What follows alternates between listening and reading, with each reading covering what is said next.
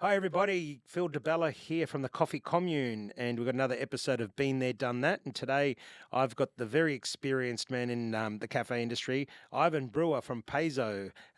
So, Ivan, welcome to the show. Absolute delight to be here, Philip.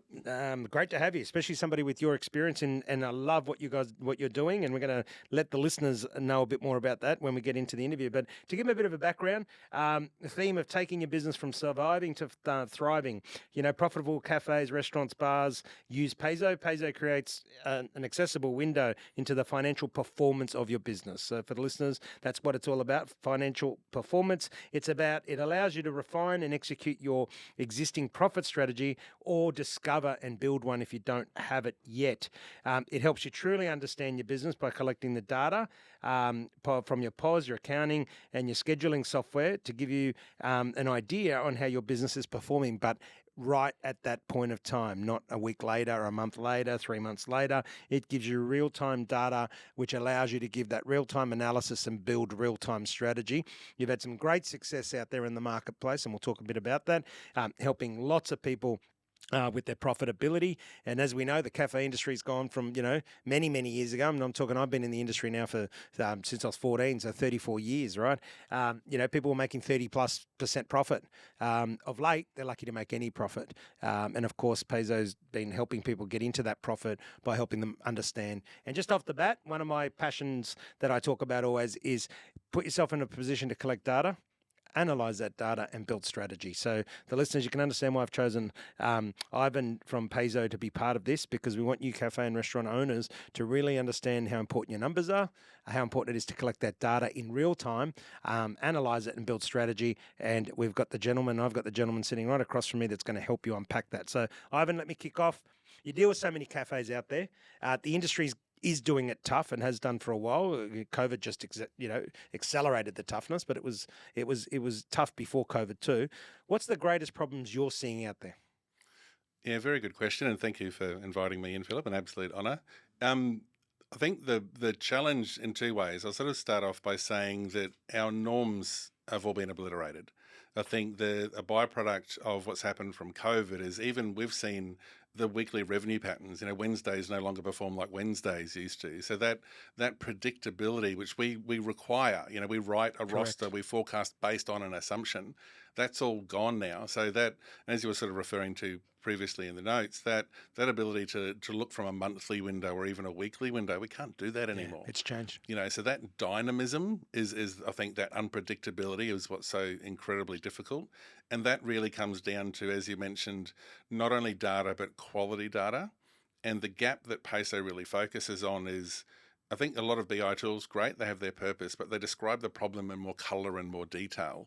And the question that drives me with Peso and our team is, what can I do with that? Yes. How does that help me make a better decision right now that leads to me being more profitable? So, I think basically everything, and it's an interesting time at the same time. I think we've been an industry that's been linked to legacy practices for a long time. Things like how we analyze our menu was literally something developed in 1983. It hasn't really been updated. The 30% paradigm of labour and cost of goods, that's been dead for 20 years.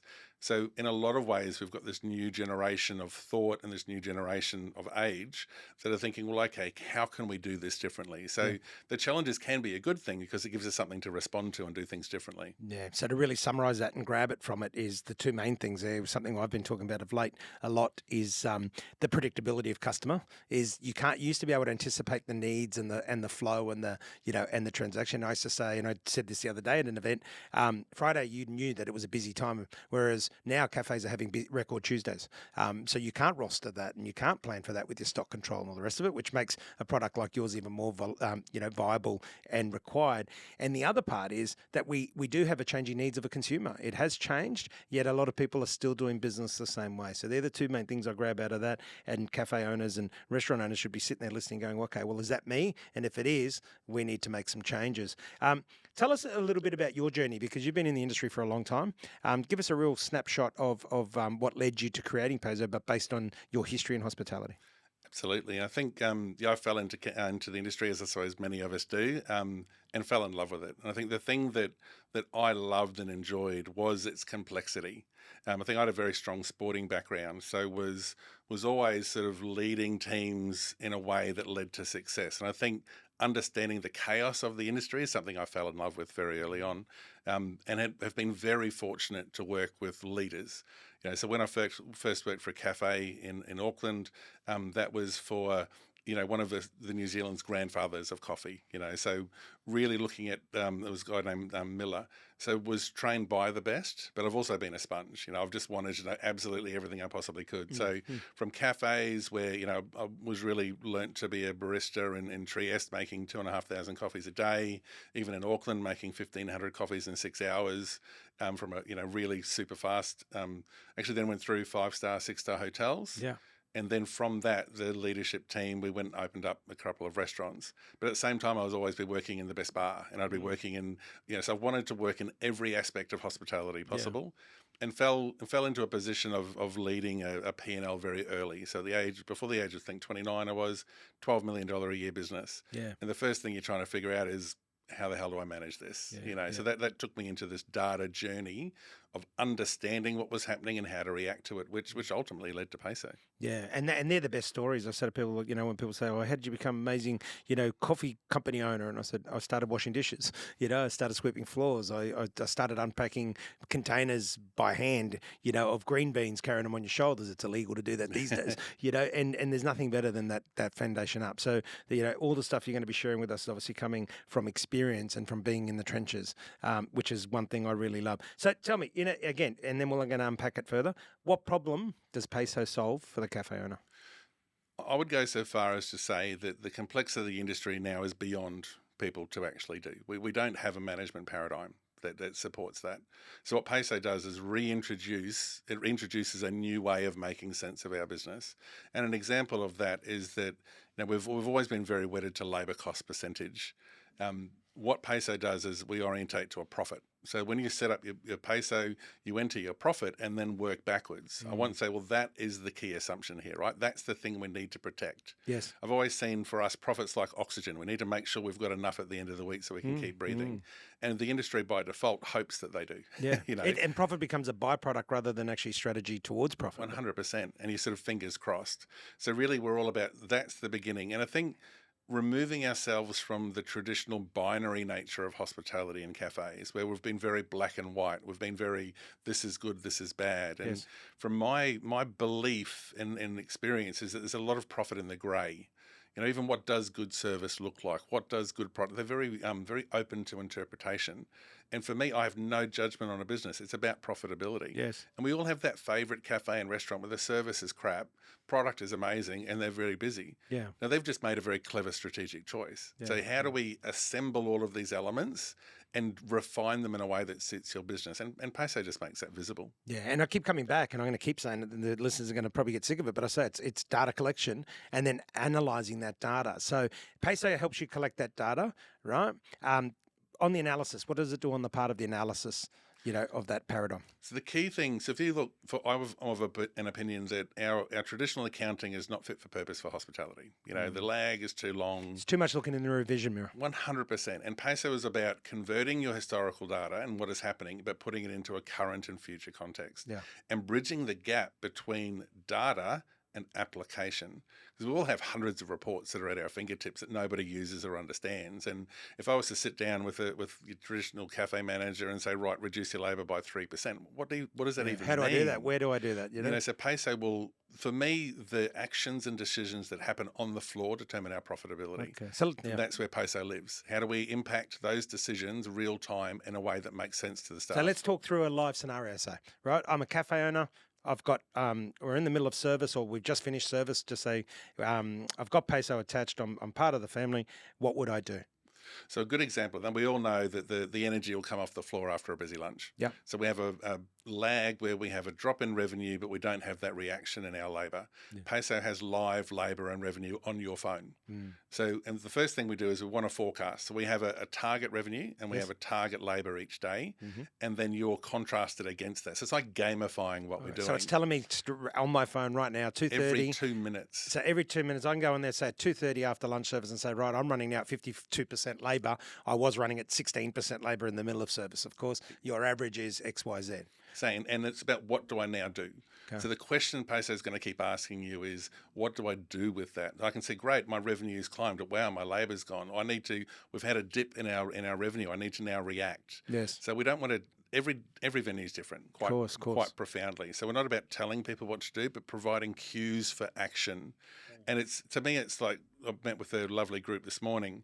And when you don't know where the dartboard is, you can't hit your bullseye, right? Yeah, so for the staff, it's a matter of every minute they can look at Peso.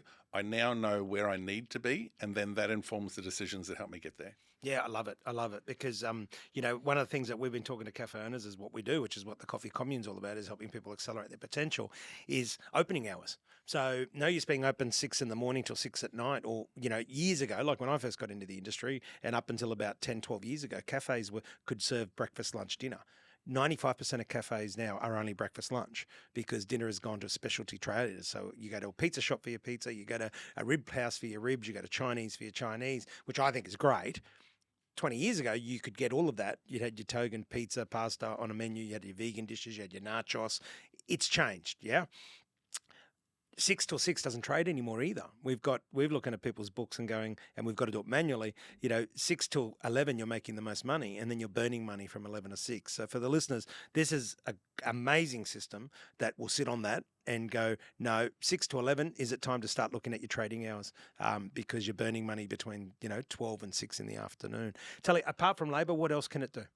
So, I mean, we work in 2 levels. So we're on an execution platform. So it's really about driving revenue and cutting labour. And it's not about just the cutting. So Peso will say, in the first instance, it'll tell you to write the right roster in the first place. So let's just make sure that we actually put some science behind your roster based on your profitability outcome.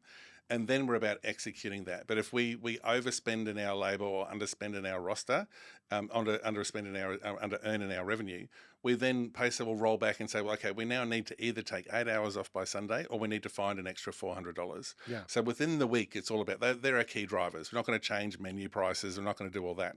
What we do from a strategic level is a couple of things. So one, we will pull your entire OPEX GL lines, your operating expenses, every single line item through. So we have venues that are factoring in the electricity increase now, and that's factored in as part of their overall paradigm of profit. So we want to be forward facing to see what is happening. We also have a very powerful what if mode. So we can literally plug in, as you referred to earlier, if I trade between this hours, this is the reduction in my revenue, this is the reduction in my labour, what does my profit look like? But we'll actually tell you that. Yeah. And that's where we've had these award increases, we've had super gone up. We've had venues that'll plug that into our bottom line, lock that and say, well, I've just lost 2.5% off my profit. And the question Peso is always going to ask is, what do I now do about that? Yeah, I love that. That to me is very powerful. And that's because it's prompting, cafe owners to do that. And therefore, what problem are you solving? You're actually solving a complacency problem too. I've seen a lot of venues get complacent. Oh, I'm having record week this week. I'm always going to have a record week. Well, no, it doesn't mean that it's going to continue. Or it doesn't mean that you're actually making profit, even though you might have had record revenue. So I love the fact that Peso forces you to be proactive, but also forces you to constantly reinvent yourself, right? And to be better tomorrow than today, which we should be doing anyway. And that tracking is very difficult now too. So if we're looking at delivery, so that, when we're receipting so you've got big commissions coming out, when we receive that revenue, it doesn't necessarily line up with your revenue weeks.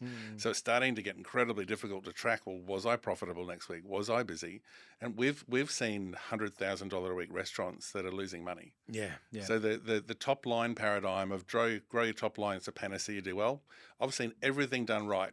So big top line, great service, great food, great reviews. losing money. Yeah. So we can't be complacent. And it's the only thing for me. It's not about reviews. It's all about, at the end of the day, our measure. We have an explicit measurement of success. Yes. Called profit. Profit. And that's why, I mean, people got to realize, and for years, people have been shy of that word, or they've been nervous about it. You are in business to make profit. Now, as my dad taught me as a young age, you don't want to choke when you eat, but everyone's got to eat, you know? So there's a difference between making profit or being greedy. But listeners are really going to understand that you need to be working to make sure that you're making a profit, because that profit is then what allows you to do, you know, it's a return of your investment, but allows you to do whatever it is that you love doing, right? And as Such people know, a powerful point. oh, it is. And Well, you're I talk about life is 100% measured right. in moments, right? I mean, Yeah. and money's just a resource, as your health is, and so is time, which is the other things that Peso obviously does. In terms of health, it cuts out a lot of anxiety and stress. And in terms of time, well, it saves a lot more time with the, you know, not needing the accountants and the bookkeepers doing that stuff. They're doing other stuff for you instead. Tell me, back to wages. Wages used to say, and I used to laugh at this, that you know, six or 8 years ago, I think it was, the ATO brought out the figure saying that cafe wages should be somewhere between 18 and 25%. And at the time, I think if you were doing extremely well, you were 28%. The average was 32, 35. What does that look like now? You know, from the data you guys are collecting, what's the percentages of wages that people should be looking at and aiming for? I think part of the challenge of the ATO and ABS is that they bundle together such a broad umbrella of data that it's almost impossible to make sense of that. So that would be heavily skewed to those mega businesses doing huge, big numbers. Well, we know no one's doing those numbers. You know, the only way you could do that is you got that owner who's not getting paid at all. Yeah. You try to offset that. And what we do with Peso is that every single business is got its own, it's idiosyncratic, right? It has its own paradigm. So for us, I've had 38% labor businesses making 20% profit. Jeez, it's because they're offsetting that in other ways. Yes. So it's built. So yes, they're doing that, but then they're offsetting it through the production process or the speed. And I've got the other way around. So I've had 42% cost of goods businesses that are making $1 million a year profit. So it really is allowing that refinement, you know, and we have all of these decisions that need to make. And it is that old American sort of prime cost. There is no bad or good sort of food cost and labour. It's all relative, yeah. But collectively, they need to be within a particular paradigm. And we have much more choice than we believe. You know, we have now more means of manipulating our business model than we ever have had before. Yeah. You know, so how do we leverage that to create a business model that then rewards us? And something I'd like to add to what you mentioned before, because we are a passion industry that does sort of suffer from that connotation of profit. But something that I really embraced early on that was sort of imparted to me was that as an owner and as a manager, I'm now responsible for making sure that every one of these staff members can pay, you know, drive to work and pay for that car loan, can keep a roof over their head, and to keep that food on the table. So that's our responsibility. That's what profit does. Yes. You know, so it's really important to be profitable, because then none of that can happen. Yeah, I agree. And that's what people would realise, and I say it all the time, the more money you make the business, the more money the business can pay you, but the better it can look after you with your conditions and everything else. It goes without saying. And that's why I've always said that there is no good owner out there that wants bad employees or treat their employees badly. And thus why we get a lot of over-governance and overreach, but that's another topic. We will bring on a politician at some stage that's brave enough to talk that with me. But, you know, today we're talking all about profitability and understanding, you know, some real key points, that profitability is key. The key to profitability is to know your numbers and know your business. And the key grab there from Ivan right then was, okay, it's okay to have high wages if your cost of goods is lower and everything else is lower. You can't operate at full premium with everything. You can't have high cost of goods, high wages, high utility costs, high rent, because you're not going to go, you're not even going to tread water. You're going to sink pretty quickly. So the key is know your numbers, because without knowing your numbers, you're either accidentally going to go broke or you're accidentally going to make profit. And I wouldn't be gambling in that place. So do that. So let's segue into what other tools are out there that people can use to help with the profitability of their business. And I don't mean in terms of your direct competition or anything like that. I mean in terms of, you know, that work alongside of what you do, or other things that people should be looking at doing to become profitable. Yeah, absolutely. Good point. And I'd sort of say there is nothing like Peso, of course. Of course not. I think the importance, again, is that quality of data. And I think especially in the cafe industry, we have a very complicated relationship with scheduling software. You know, we all tend to not want to pay for that. But it's so fundamentally important. I think that when we leverage technology that really refines our viewpoint on the business, that's an investment, not a cost, because you will make more money on the result of that information. So part of what we want to do with Peso is we absorb quality information. So things like we need to use scheduling. So we need to be able to very, very clearly, we can't track labour live if we don't know what that labour spend is. There's some very, very powerful sort of stock systems as well. All of them are kind of a little bit like the car you like to drive, or whether you're an Apple or Android user. There is some user preferences, and there are particular things that will suit particular people. But getting more granular detail on cost of goods, which we know basically nobody has, especially we've had this big middle management loss of knowledge in the industry, where there's always more things to do than there is time to do it. So we're seeing this huge trend of not entering in our recipe costs into the point of sale, not doing stock takes, and we really need some granular detail around that. So anything that helps with providing that is just a really key ingredient. Yeah. Pardon the pun, overall into being successful. Yeah, well, there's some great, like even EnviroChill, right? Like people losing stock, and we say, well, it's very inexpensive. It's a device that sits in your fridge, and alerts you as soon as your fridge temperatures are dropping. You set the parameters, or if they turn off. You only have to lose the stock in your fridge once. And this thing pays for itself 10 times over. Simple tools like that. And that's part of what we want to do with the Been There, Done That episodes. And obviously what the Coffee Commune is connecting people to people like yourself, products, services, intel, knowledge, so that they can become better tomorrow than today. Look, tell me, without mentioning brands, tell me someone that you would say Peiso's given a lifeline to, or saved them from, dire straits. And again, not mentioning brands, and talk us through that. So, and the essence of that question is so that listeners can understand, especially the ones that are doing it really, really tough, or think they've got their back against the wall and they're about to go down, then they need to get a hold of you straight away. And all the links will be put up on the podcast and all the rest of it. But they need to have a look at it, because I know that you're passionate about helping people and saving people's businesses, as I am. Talk us through a scenario and the intricacies of it. What happened? And I mean, that really does feed into the passion I have behind Peso. I mean, I'm sure, as we all have, if we've been in the industry for a while, I've had close friends that have taken their lives because of the condition of their businesses in the past. And a failed business, from either, community level where you can, and even personal, people lose homes, people break up marriages, but it means suppliers who are always at the end of the process, right? They're always the one that gets slammed. They don't get paid. As an industry, we generally live on the credit of our suppliers, and then ATO doesn't get paid, so it's a massive impact of a business that actually fails. Often what I would say is that there's a lot of power in small things.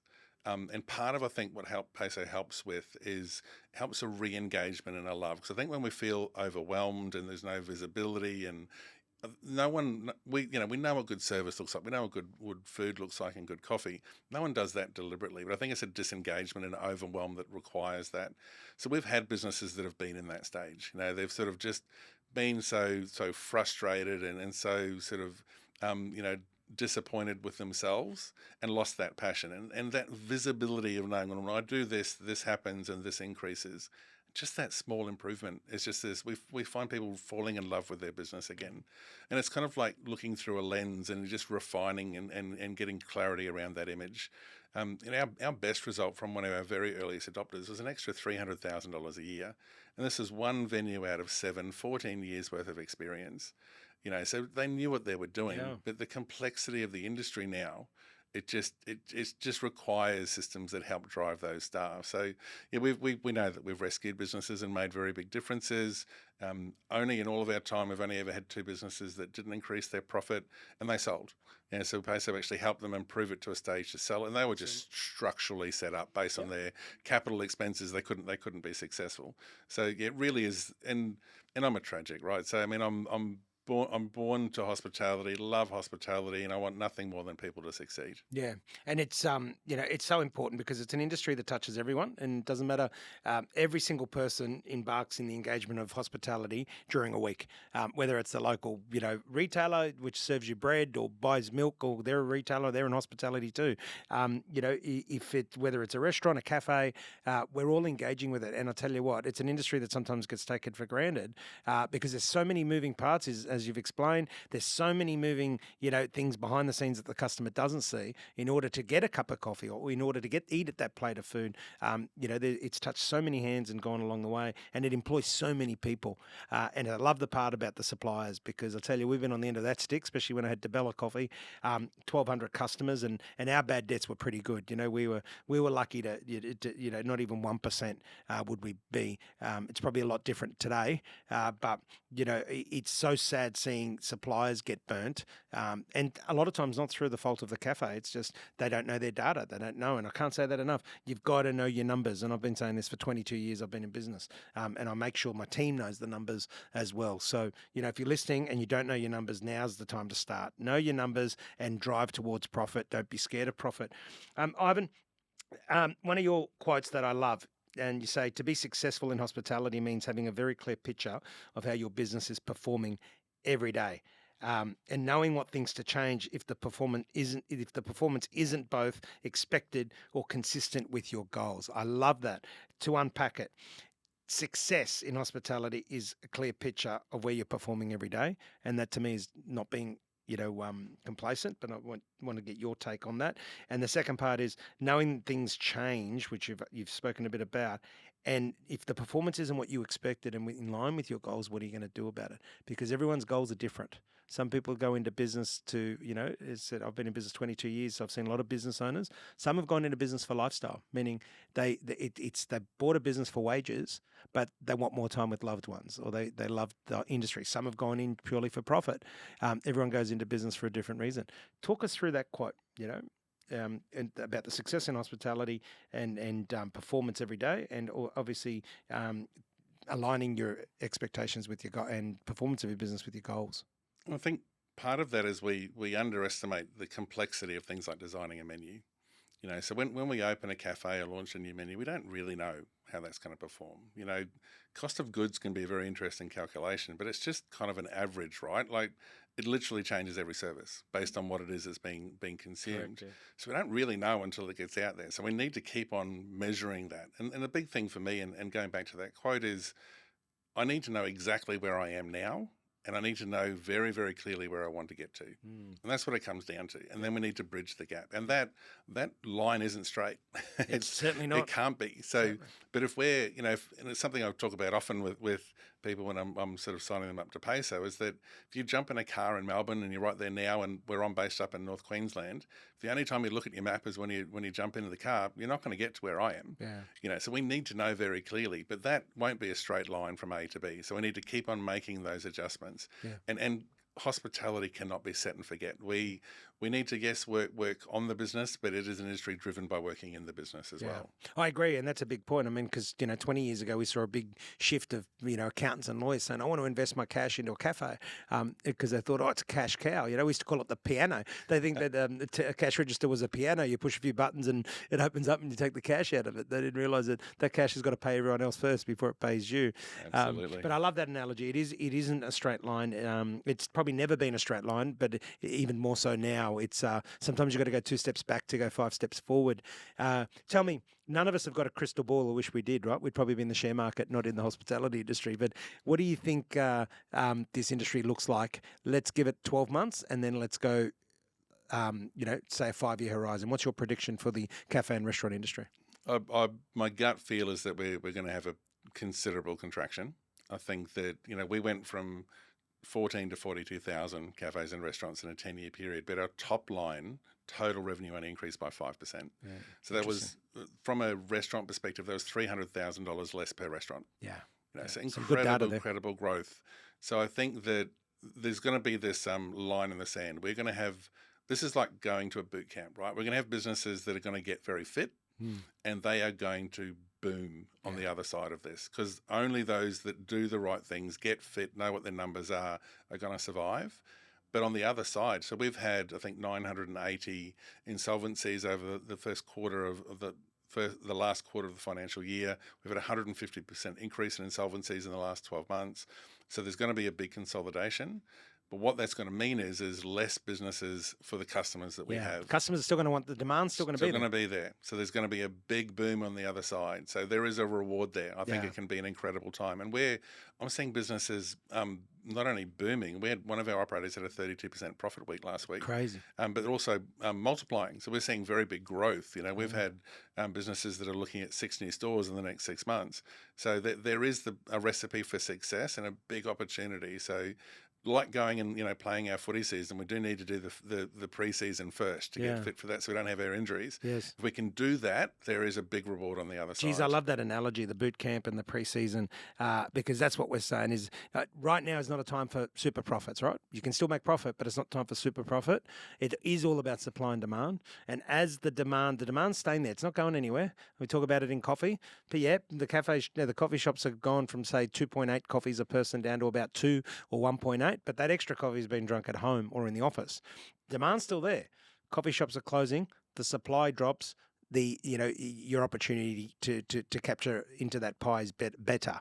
What people need to do right now is to get fit.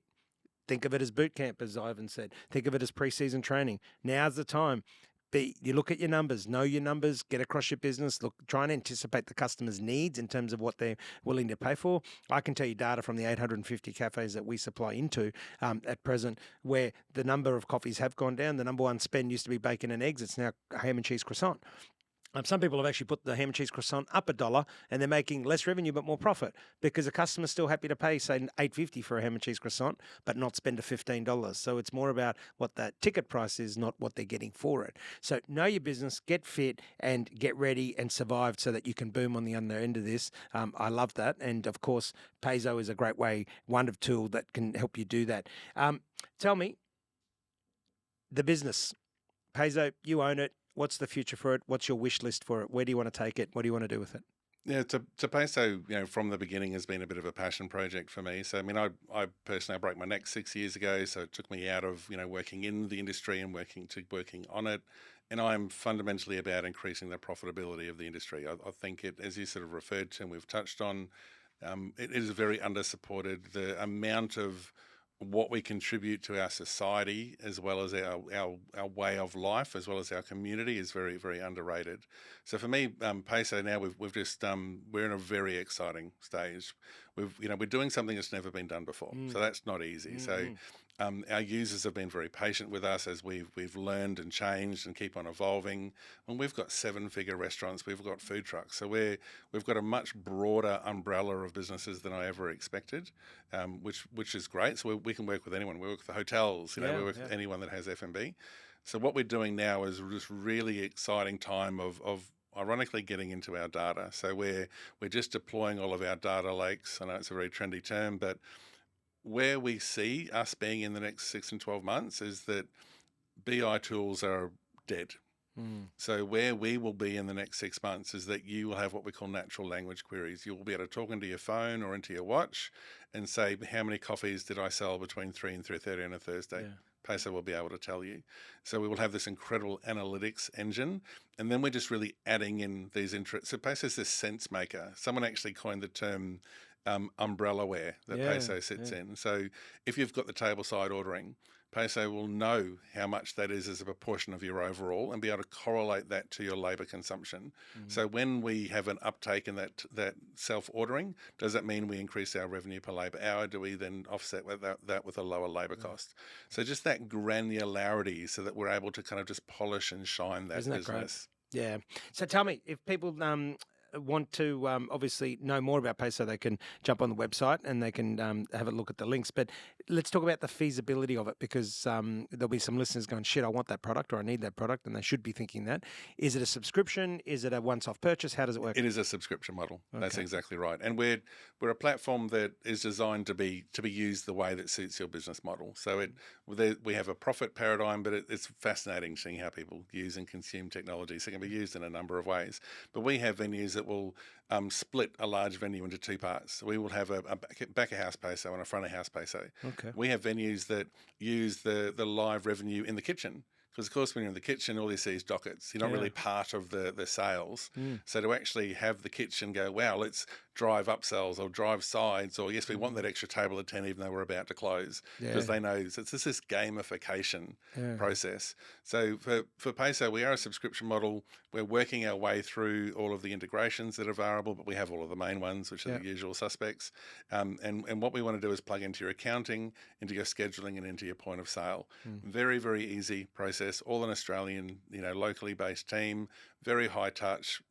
And I think something you touched on earlier, Peso is driven by a very deep familiarity with the problem. So I've stood where any of our listeners are standing. Yeah. I've faced the same pressures. I've asked the same questions. So it's really about, and we're about evolving as well. So we're always learning about how we can deliver more value to our venues. Love it. So that guys, get on board, have a look at it, even if it's to inquire more about it. The hardest thing that people do is take that first step, and you need to take that first step. So know your numbers. Make sure that you're proud about heading towards profitability or making profit. Be proud of that, because it is something that will drive you. Where your awareness goes, your energy flows. Is something that I talk about often. And we need everyone's awareness to be around the right area, and of course get fit. That boot camp really stands out in what we do. Let's finish with this, Ivan. Your top 3 tips that you'd be telling somebody in business right now with cafes and restaurants. What would be 3 things that you'd say, are the must-dos? The first thing is probably a mindset. I think the first thing is to be open. To think that what we've always done, we now need to refresh. There's a bit of a refresh button, as we sort of hit our browser. So what we have, but also that small steps can bring very, very big impacts. Yes. It's not too late. And usually it's just a matter of polishing a diamond. Yeah. So we're never as far away as we think we are. And we're a very high transaction industry. So lots of sort of that compounding impact of lots and lots of changes can be very, very dynamic. So the most important thing is to understand it's never too late. And it's about acting now, getting into that data. We need to make sure we get that tech stack right. We need to be open to being explicitly honest with ourselves. We're not always great at that. I agree. We have businesses that might not have looked at that P&L for the last 2 or 3 months.